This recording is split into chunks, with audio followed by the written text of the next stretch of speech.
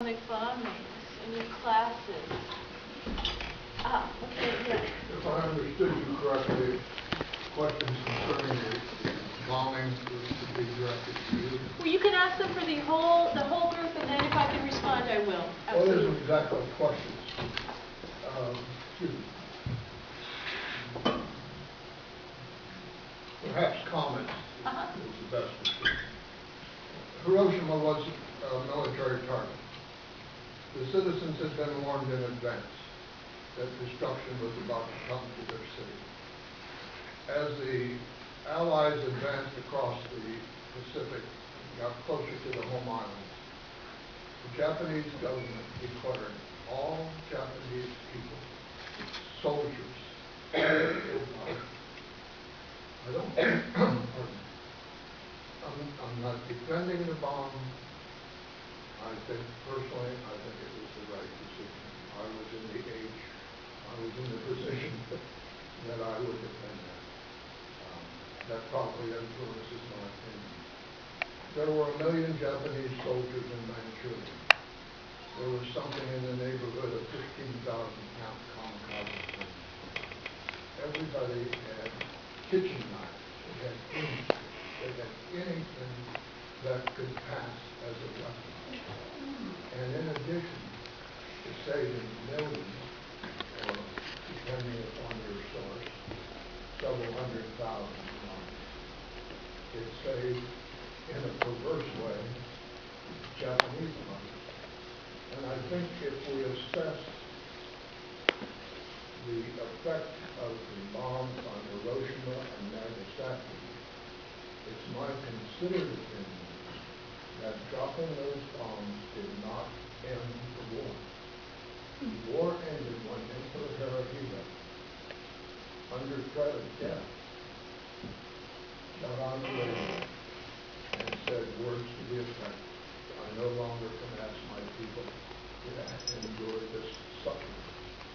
At that, there were a group of army officers that tried very seriously to kill the emperor and would have killed him.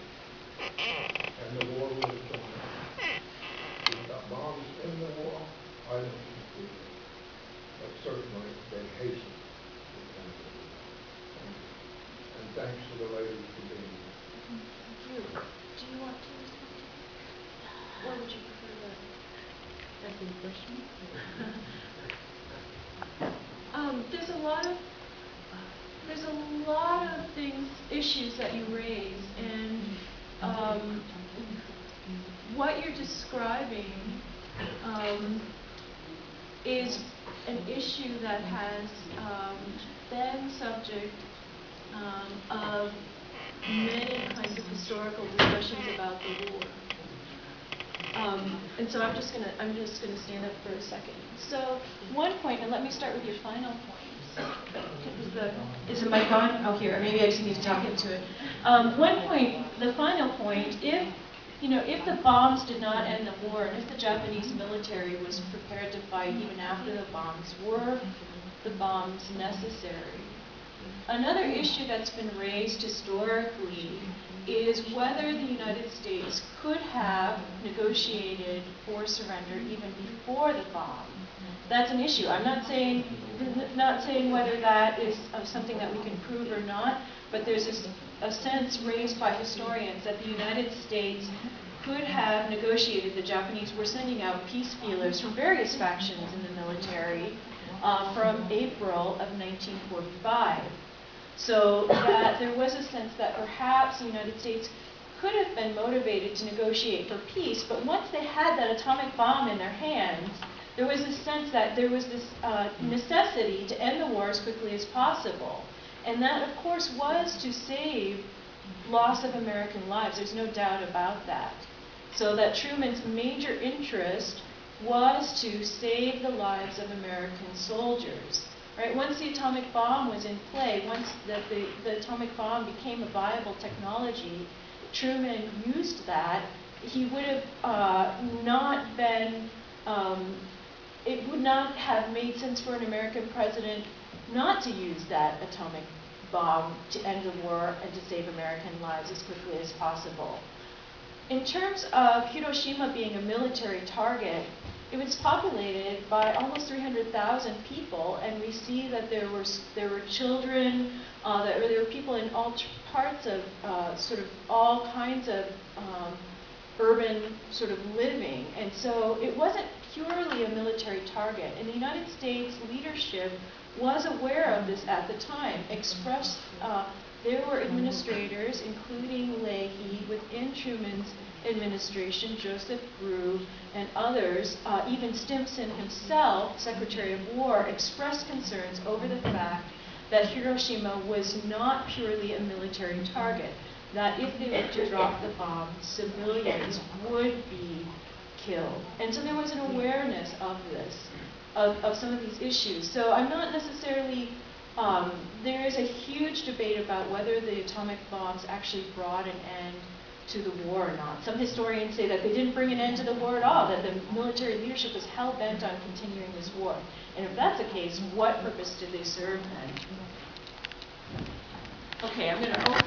Charles, I see you have a question, and then I see a student over there, and then we'll, and I would like you also to address questions to our speakers. But Charles, I think you might need this. Tanya has raised big theoretical and historical questions. My concern is, will you please accept our thanks for being with us, and will you please explain what it is you would like us to know about from your own experience about the atomic weapons? Wasn't that what we just had?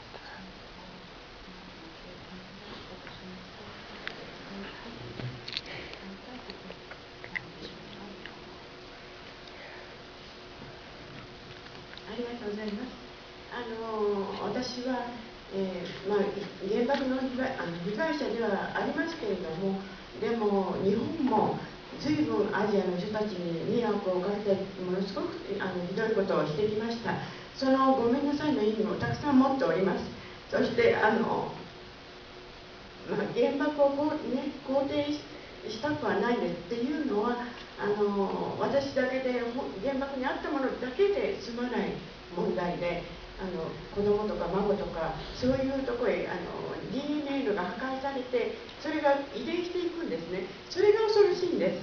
だから、原爆で亡くなった人以外でも私の、生きてるも被害者、そして多くの戦争の被害者、そしてそのご家族、皆さん戦争の被害者だと、そのうちの一人だと私は理解しております。だから、原爆を落としてから戦争が終わらせるために原爆を落としたんだって言われるのはとても本当に嫌なんです。けれども今そういうことを言い続けていると先へちっとも進まなくて平和は開かれません。ですから私はもう過去はいいとは言いませんけれども、もう先へ進みたいと思っています。ですから中国の人たちにも韓国の人たちにもごめんなさいですということを言いたいですし、これからはもう戦争をしないでいただきたいと。そしてこの子どもたちのように絶対しないでいただきたいと思っています。